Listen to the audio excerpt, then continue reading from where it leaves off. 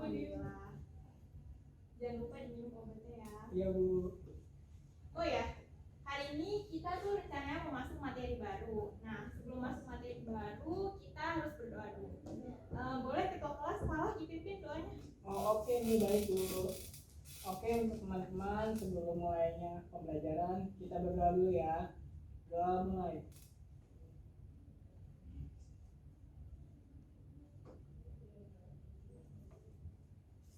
Doa selesai. Terima kasih. Iya bersama-sama. Hari ini Ibu akan masuk ke materi baru. Udah terlihat belum? Sudah belum? Oke.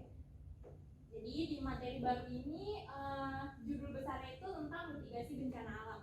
Nah, tapi kita di sini nggak akan mempelajari semuanya karena ada beberapa subbab yang harus dipelajari. Maka di sini kita akan mempelajari 2 subbab materi. Nah, yang pertama itu adalah jenis dan karakteristik bencana alam. Yang kedua, boleh dibacakan yang kedua apa? Siklus penanggulangan bencana Bu. Ya, nah sebelumnya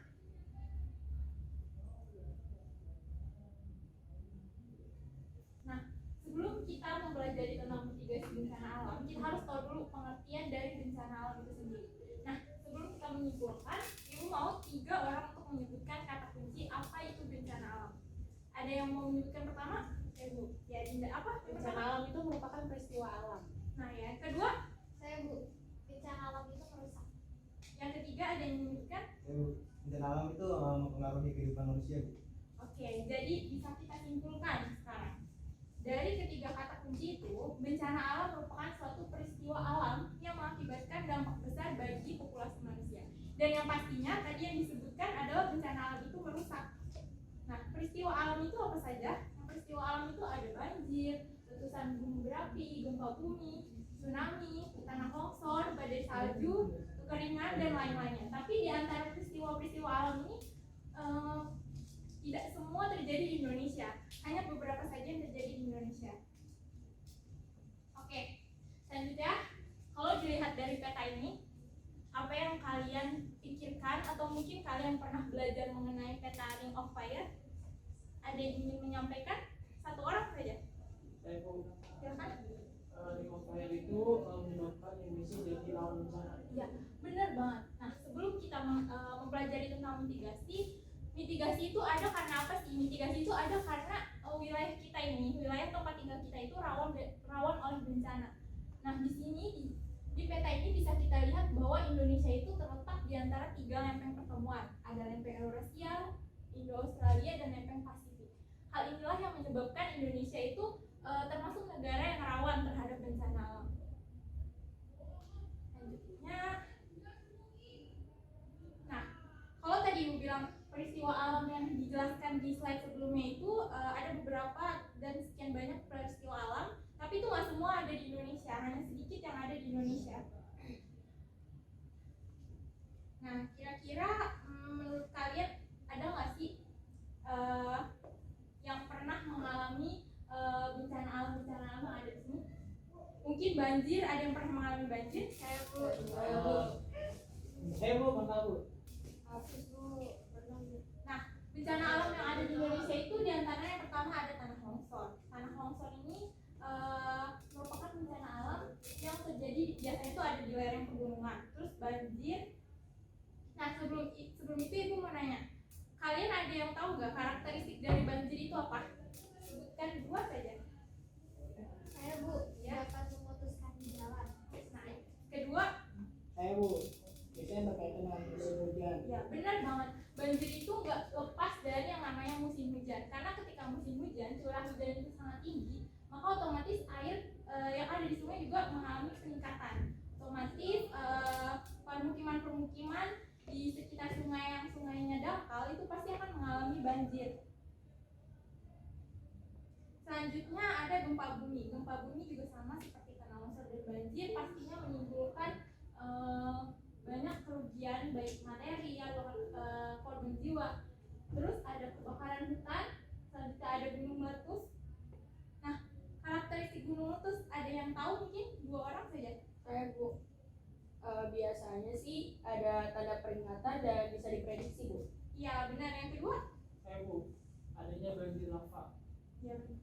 Biasanya sudah ada tanda yang bisa diprediksi karena sekarang teknologi semakin canggih, maka gunung meletus ini sudah banyak yang diprediksi sebelum terjadi, jauh-jauh hari sudah diprediksi. Yang kedua adanya banjir lava. Banjir lava ini tuh merupakan nggak lepas dari gunung meletus ya, dan juga biasanya banjir lava ini terjadi karena lava yang keluar itu diiringi sama curah hujan yang tinggi, jadinya banjir lava terjadi.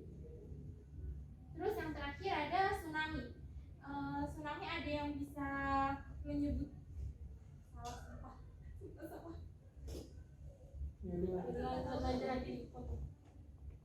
Nah yang terakhir adalah tsunami.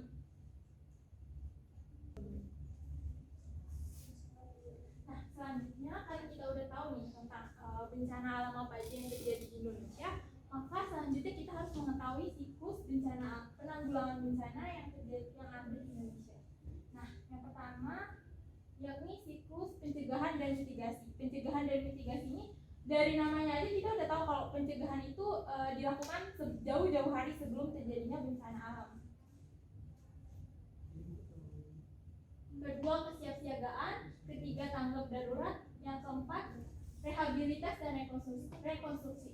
Di tahap pencegahan ini yang bisa kita lakuin itu sebagai pelajar yang pastinya kita harus banyak-banyak baca dan banyak-banyak mencari informasi mengenai bencana alam yang terjadi di sekitar lingkungan kita. Kenapa? Karena kalau misalkan kita nggak sering membaca, nggak sering mencari tahu, maka kita akan jadi orang yang nggak tahu gitu tentang lingkungan sekitar kita.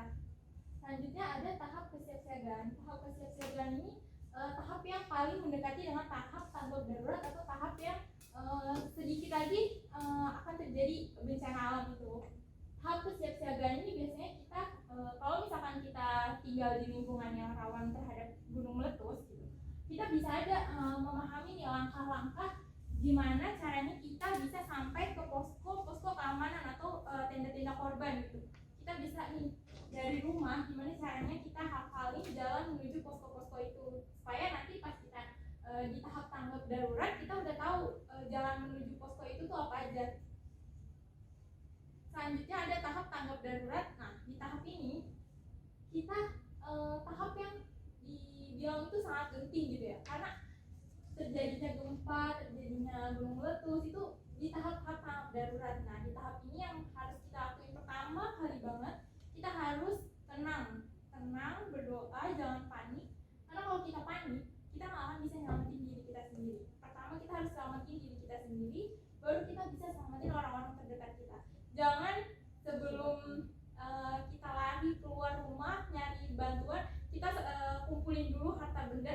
Gak usah, kalian tuh harus selamatin diri kalian dulu sendiri. Yang terakhir ada tahap rehabilitasi atau rekonstruksi. Nah di tahap ini pastinya dong bencana alam itu kan menimbulkan kerusakan gitu ya, kerusakan baik di infrastruktur ataupun di rumah-rumah warga ataupun bahkan kerusakan di lingkungan itu sendiri gitu. Gimana caranya kita merehabilitasi atau merekonstruksi bangunan-bangunan yang udah rusak, infrastruktur yang udah rusak supaya bisa difungsikan kembali gitu, karena kan itu adalah sebuah kebutuhan yang harus diberikan ke masyarakat gitu kan. Nah selanjutnya karena kita udah mengetahui mitigasi dari bencana, di sini kita saksikan video tentang bencana alam berikut. Tapi tolong dipahami, disimak karena nanti ibu mau minta satu orang untuk menyampaikan analisisnya. Dan ini merupakan video mengenai berita tentang bencana alam yang terjadi di Gunung Semeru baru-baru belakangan ini.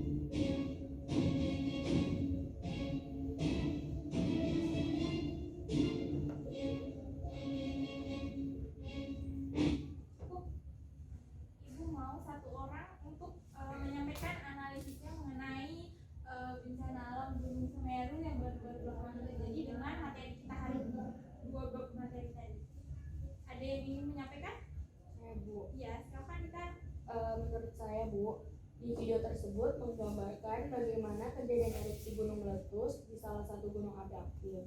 Seperti yang Ibu jelaskan tadi, bahwa gunung api aktif memang banyak di Indonesia. Jadi kejadian seperti gunung meletus akan sering terjadi. Dan ketika kejadian tersebut, masyarakat harus sudah memahami mitigasi bencana tersebut. Benar sekali, terima kasih. Nah, apa yang dibilang oleh Gita tadi itu sudah mencakup analisis yang sangat baik tentang video yang Ibu tayangkan hari ini. Video ini juga menutup pembelajaran kita hari ini.